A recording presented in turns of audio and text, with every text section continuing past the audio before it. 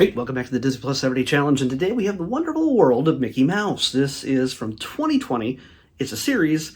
The episodes are 9 minutes long, so I would have considered this a series of shorts, but it's like a regular series. I don't know if they just ran full, like 2 episodes per slot. I don't know.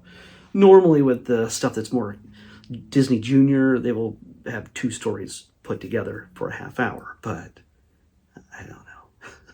I don't know. In this case, this is considered like the Paul Rudish era. I don't know. I don't know if that's the adequate definition of this era of animation for Mickey Mouse and the gang. Mainly because obviously more people than Paul Rudish worked on this, but he's look. I don't know. But he's a writer, and he's I guess producer and conceptual creator. I guess it doesn't give me creators because it's hard to say, oh yeah, we created this series because it's Mickey Mouse at Disney. It's just created by Walt Disney. So yeah, but this is a very interesting era of Mickey Mouse. It's not so cute and innocent. It is not just pointed towards children, but it's not crude or rude or anything else. It's not Family Guy or South Park. It's not any of those things. It feels, as much as a sin as this may be at this point, very Ren and Stimpy era. I can't say his name. You know who I'm talking about if you know Ren and Stimpy. And some people don't like to say his name anymore, so I guess I won't say it. Ends in a ski. So what we do is we get all the actors that you associate with the modern era of Mickey Mouse and the gang. Chris Diamantopoulos, I'm going to butcher that, sorry, Chris, as Mickey, Caitlin Robrock as Minnie, Jim Cummings as... he does Pete. I skipped ahead. Tony Anselmo as Donald Duck. Bill Farmer, of course, as Goofy. Tress MacNeille as Daisy Duck. And so many others. I mean, Jeff Bennett and Fred Tatasciore and Corey Burton and Dee Bradley Baker and all the Disney voice actors you would expect in everything that Disney makes is in this. I watched the first 2 episodes, and I realized while watching the first episode that I had already seen the first episode. I watched it with some friends, kids of mine, some friends, kids of theirs. I do not have their kids.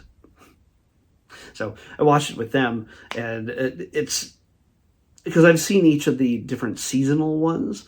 I had to see one of the animated ones. And the first one is a Western where Mickey is in charge of wrangling some cheese, some wayward cheese. It's a very Western-y story, and so yeah, it's hilarious. And Pete is trying to rustle his herd of cheese with many, many cheese jokes throughout, of course, cheese puns. And the second one is The House of Tomorrow. The House of Tomorrow, of course, takes its cue from the House of Tomorrow ride at Walt Disney World, which still is in existence. There is a number of direct references, including the song.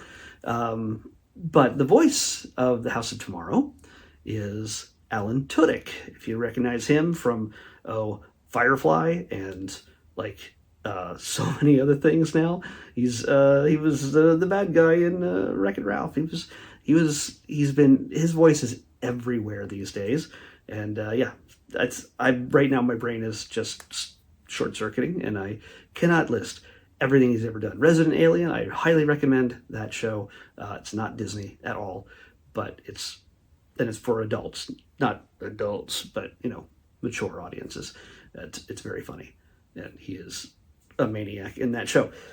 So in that House of Tomorrow, it's Mickey and Goofy and Donald end up visiting the House of Tomorrow, kind of sneaking in before they should, and they take a tour. Mickey is fascinated by all of this. Donald does not care. Goofy is along for the ride. And so kind of the House of Tomorrow gives them all their wishes. It's the future, man. And until it gets to a point where it's giving them too much, or it's taking over too much, that they can't handle all of this.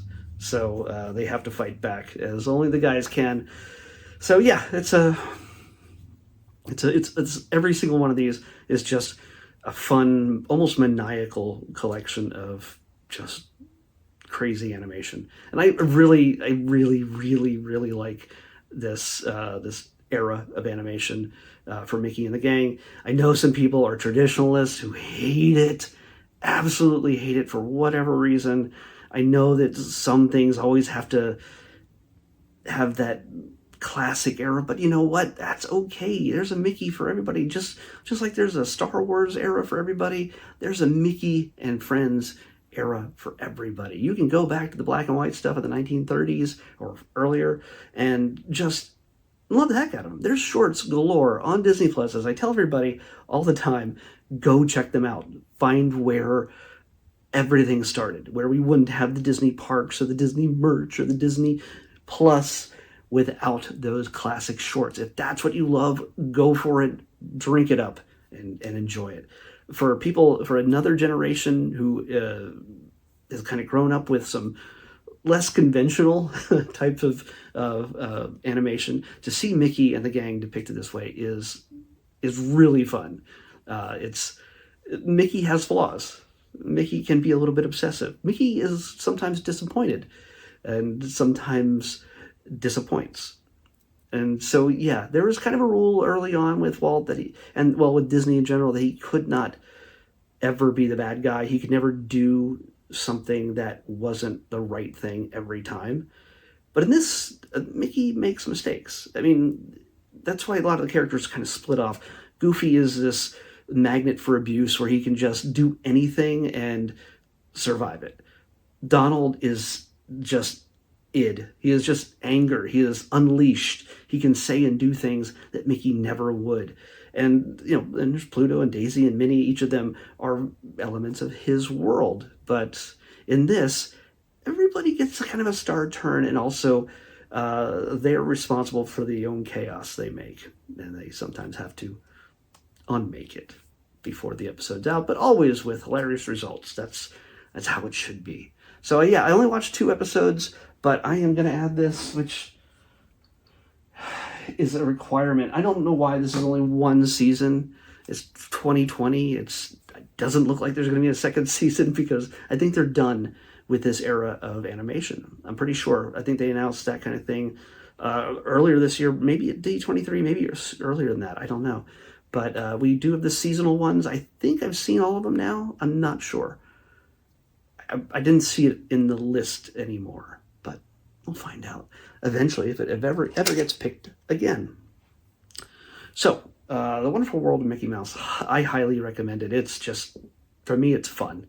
They're 9 minutes long each-ish, and honestly, they're more like 7 minutes long without the credits, so they're really quick turnarounds on these. It's just, they're not hard to watch, and you're going to see things, Mickey and the Gang, depicted in ways you've never seen them before. And that's why I make the Ren and Stimpy references. Karafalski, that's the name I wanted to say. Yeah. Anyway, let's pick tomorrow's episode.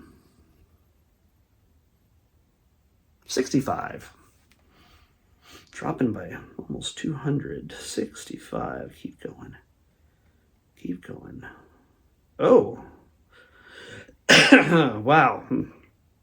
We got another Marvel movie to watch. We had Spider-Man, Amazing Spider-Man yesterday. Everything's just running together during this season. I'm losing track of everything. But it's from a different company that owned the rights to Marvel properties, not the MCU proper.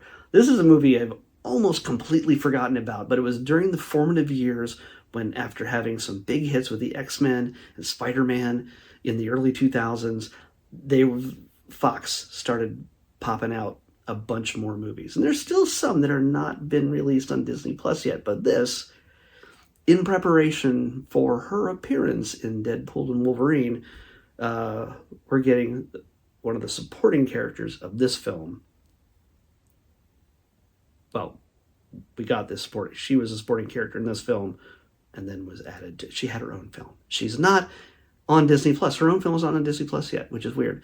But she appears in Daredevil from 2003, starring Ben Affleck as Daredevil and Jennifer Garner, his wife, as Elektra. Yeah, a very important character in the Daredevil mythos. But yeah, we know how that goes. The Marvel fans know how that goes. This movie should be interesting to rewatch. I don't think I have seen it in 20 years. Yeah, I don't think I've seen it in 20 years. That's crazy. Daredevil from 2003 is what we're watching next in the Disney Plus Everybody Challenge. I'll see you back here tomorrow with that.